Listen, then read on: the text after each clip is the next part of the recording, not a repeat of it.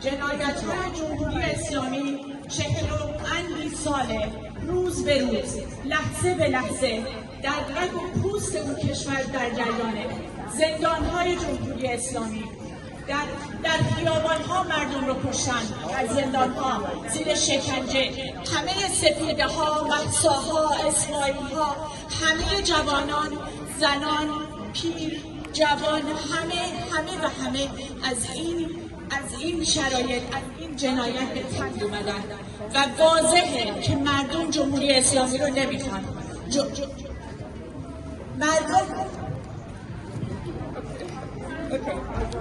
مردم لحظه به لحظه فریاد زدن، بارها در آبان، در دیما و در تظاهرات اخیر بارها فریاد زدن که جمهوری اسلامی رو نمیخوان. جمهوری اسلامی تنها با جنایت، تنها با شکنجه، با کشتار هم از اون روز اول سر کار اومده و همچنان داره میتازه. اما این جمهوری دیگه رفتنیه. این دیکتاتور دیگه نمیتونه تا همیشه دوام پیدا کنه. جمهوری اسلامی زندگی و آزادی زنان، مردم و همه انسان‌ها رو در این کشور درود کرده، اما مردم هزاران بار به میدون اومدن، از شکنجه هاشون نترسیدن، از رگبارهاشون، از زندان‌های مخوفشون، از اعدام‌هاشون، از هیچ کدوم نترسیدن. همه زنان به میدان اومدن، اعلام کردن که زن ناموس هیچ کس نیست. اعلام کردن استثمارهای جمهوری اسلامی چه در زندان هاست، چه در خیابان ها، چه در قانون فنی اسلامیشون هیچ وقت نمیتونه زنان رو به گوشه کنج خونه بنشونه و نمیتونه زنان رو از میدان بدر کنه. امروز هم همه ما در حمایت از تظاهرات و جنبش و خیزش مردم به میدون اومدیم. در ایران همه مردم یک صدا دارن، زن، زندگی، آزادی رو فریاد میزنن. از لندن تا ایران، از کردستان تا تهران، همه یک صدا، همه یک آوا به میدون اومدیم برای نابودی جمهوری اسلامی، برای آزادی و برابری، برای زندگی بهتری که حق همه زنان، همه انسان‌هایی که در اون جامعه با دولت تا دندان مسلح و جنایتکار تاریخی دارن دست و پنجه نرم میکنن، جونشون رو گذاشتن کف دستشون، با دست خالی رفتن به جنگ دولتی که تا دندان جنایتکاره، تا دندان مسلحه. امروز هم ما اینجا حمایت خودمون رو اعلام میکنیم. همه آزادی خواهان، همه کمونیست ها، همه مردم، از زنان و دختران، از همه مردانی که به آزادی و برابری اعتقاد دارن، همه یک صدای آوا شدیم. امیدواریم که جمهوری اسلامی یا خودش رو تسلیم بکنه، چون جرأت بیشتر نداره. جمهوری اسلامی و همه روجهاش یا باید تسلیم بشن یا مردم همشون رو تک به تک بسته به دادگاه عمومی میکشن و برای کرور جنایت هایی که در این سالها کردن همشون رو به دادگاه میکشن. Down with Islamic regime of Iran.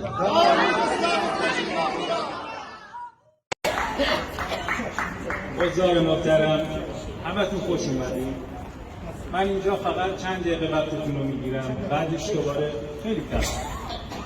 میدونم که فکر و ذهن همه ما، نبض همه ما الان داره با تحولات تو ایران میزنه و به درست همه ما اومدیم تو خارج کشور و تجمع کردیم تو هر کشوری، تو هر مرکزی که بتونیم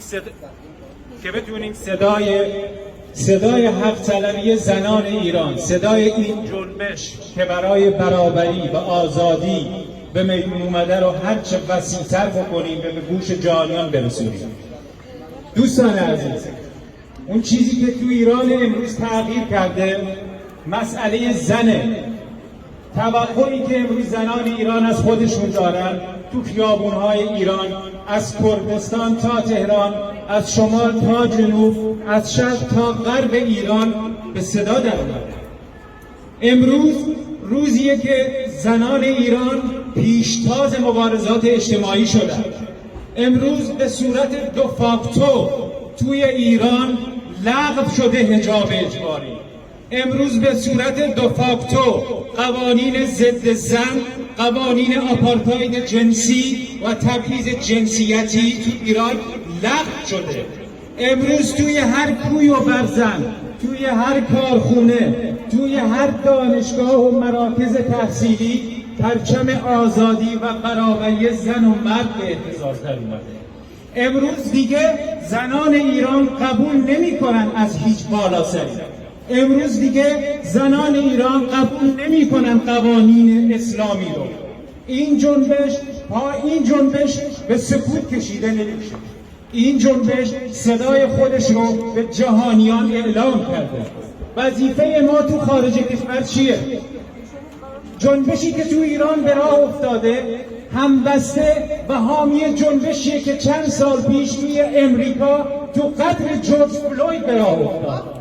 دقیقاً همون تجاوز، همون تبعیضی که در حق سیاهان و تو دهه‌های 90 بهش میگفتن آپارتاید نژادی تو آفریقای جنوبی، امروز توی ایران در حق زنان داره اجرا میشه.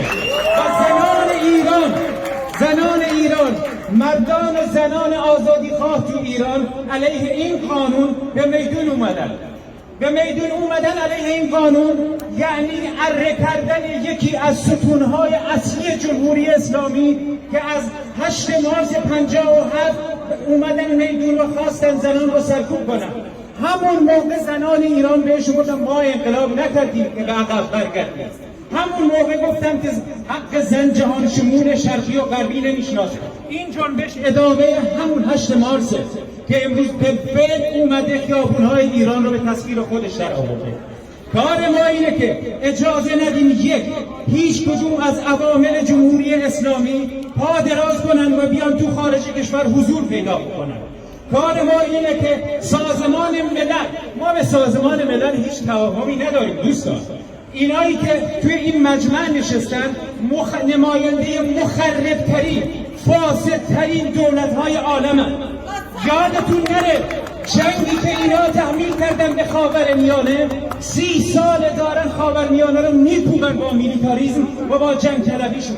یادتون نره که 30 میلیون آواره جنگی ما داریم از عراق، از سوریه، از افغانستان. یادتون نره که اینا طالبان رو برگردوندن.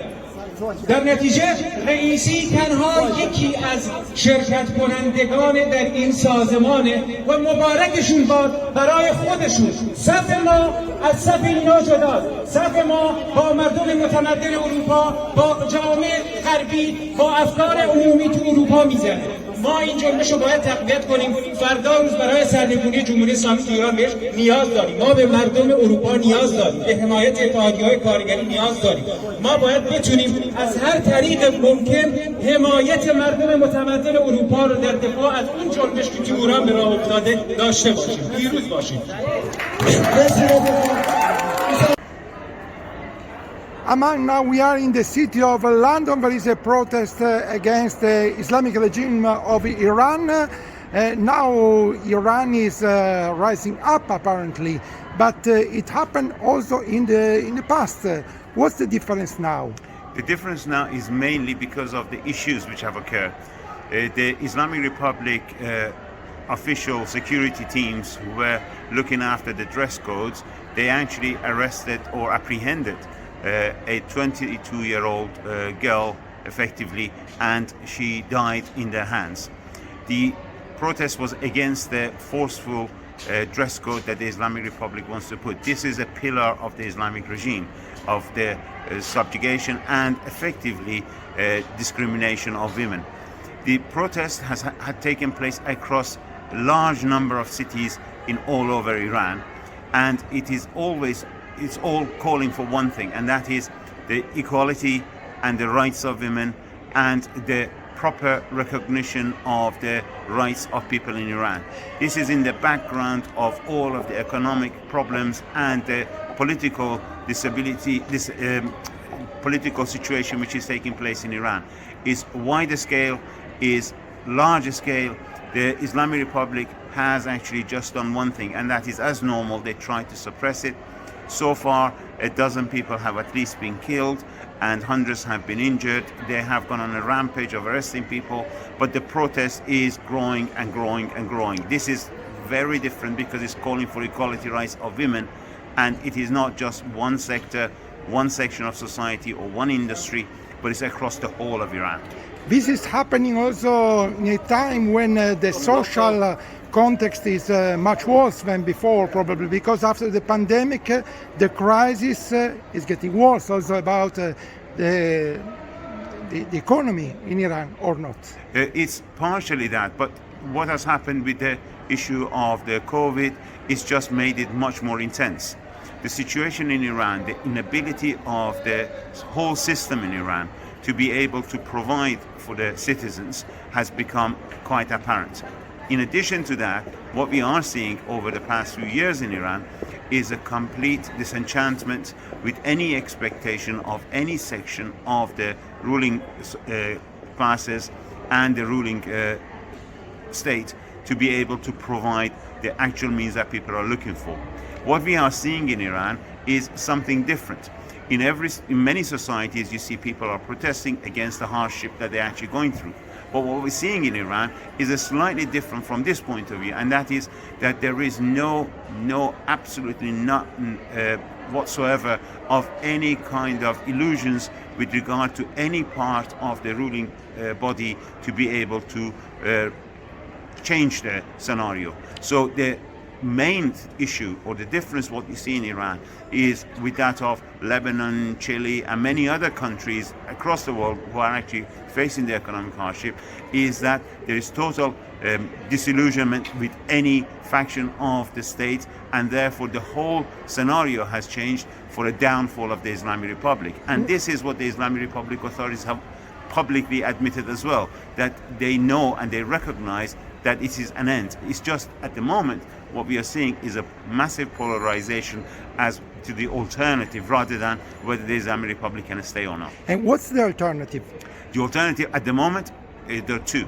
There is one part of the current, if you like, the right wing, who wants to have a handover from one part of the ruling body to another, and you have got the massive amount of popular left scenario where they actually are calling for direct elections of people through their councils, an alternative of being able to rule through their own councils. And this is the major difference between Iran and probably many other countries. Will the future Iran will be a pro-Western country or a socialist republic? Well, to be very honest with you, it's a slightly difficult, because some people say, when they say pro-Western, the idea is whether it's going to be a modern, very much futuristic in terms of its outlook. That is definitely within Iran. In terms of the idea of which direction it's going to go, it depends on the struggle which is taking place between the right and left. This is a clear polarization in the society. This is the first time that the alternatives, the left alternative, is gathering momentum throughout the society. And that social movement is calling for councils, direct representative of people to be running the country. And this is the major issue that you have in here. So from that point of view, it's left, it's not right-wing, but at the same time, it's very modern, it's very secular, and it is very freedom-seeking.